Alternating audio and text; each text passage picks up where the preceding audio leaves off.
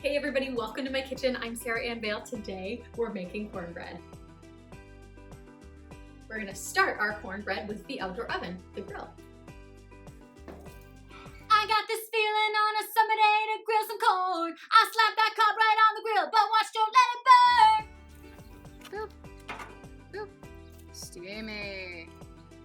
We're gonna use all of that yummy grilled flavor, and we're gonna add all of these to our cornbread. We're gonna prep all of our add-ins now before we make our batter. We're gonna do a savory cornbread, but you can make whatever you want. You can do blueberries, chocolate chips, whatever you think is yummy. I'm gonna add one whole grilled bell pepper, and I'm gonna leave all of those charred edges in there. We're gonna get all of our corn off the cob. The blade of your knife will follow where the firm part of the cob is. We wanna get every bit of juicy corn off of the cob and into our cornbread. On the inside, you see all of that sweet goodness. That's the germ inside the corn. We're gonna use the back of our knife and very gently, very carefully scrape down so that we can get all of that germ out of there and into our cornbread. Look at that, all that good stuff. It doesn't look like much, but that is delicious corn sweet goodness. We got all those extra bits out of there. Now it looks like honeycomb. I'm gonna chop up one whole jalapeno. Ooh, look at that beautiful color in there. What a nice surprise. I'm gonna keep the ribs in there because I don't want the seed texture, but I want as much heat as possible. The capsaicin and jalapenos and other chili peppers can help you fight infections.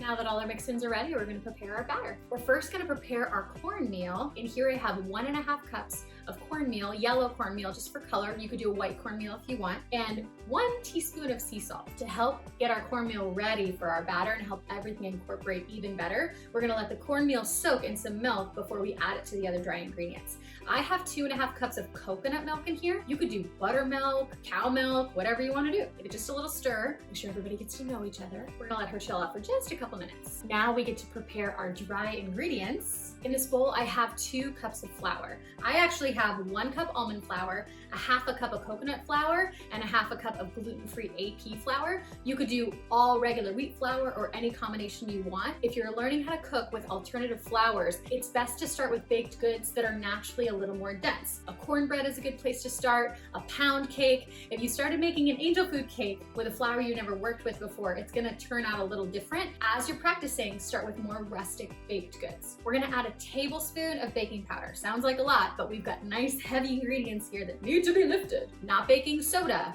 baking powder. I'm gonna incorporate everything now and whisk everything together. Not only is it gonna make everything thoroughly mixed, it's gonna add some air and fluffiness to our batter. Everybody's all friendly. You can see the cornmeal is already starting to soak up that milk. It's gonna be nice and tender in the oven. I'm gonna add 2 eggs. Get that shell out of there. Get the shell out of there. Add it right to the wet. Instead of adding a ton of sugar to this, like most cornbread mixes or cornbread recipes, we're just gonna add a 1/4 cup of honey. The natural sweetness of the honey is gonna make the corn taste sweeter, not just cover it with sugar. Come on, honey. Oh yeah. Honey is also naturally hygroscopic, so it's gonna keep our cornbread moist. I'm gonna add 1/2 cup of coconut oil. You can use whatever oil you want. Gonna mix all of our wet together before we put it into the dry. And now we're gonna mix everybody all together. Bombs away.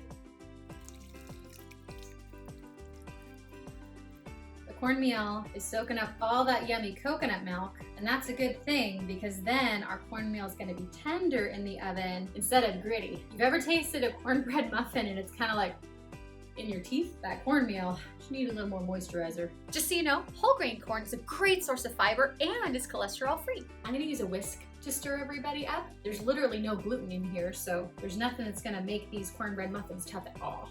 That yellow corn color is such a joyful color. It's literally the color of my house. Lovely, nice and gloopy. Now that our batter's ready, we're gonna add all of our mix-ins. We've got our fresh jalapenos, our grilled corn, and our grilled bell pepper, and so much beautiful color inside of our cornbread. Oh my goodness. That's it, easy peasy. And now we bake. If you wanted to make cornbread muffins like these, you can bake them in a 400-degree oven for like 20 minutes or until they're just done through. If you wanted to bake them in a cast iron skillet like this, you could bake this in a 400-degree oven for 35-45 minutes. You could also put this in a grill and bake it the same amount of time at 450 degrees. Or you could make these waffles, which is what we're gonna do today. I've got my little waffle iron preheated, and for mine, about 1/4 cup is perfect. Add it right in. Since this is a thicker batter, you can spread it out just a little bit. Cover up. She's all steamy. Good morning, she's ready. My cornbread waffles are gonna be the gluten-free burger buns for my dinner. For now, I'm gonna dig into one of these cornbread muffins. They're perfect. Thank you guys so much. I will see you next week with a new diet-free recipe. Don't forget to subscribe and let me know what you want to see next.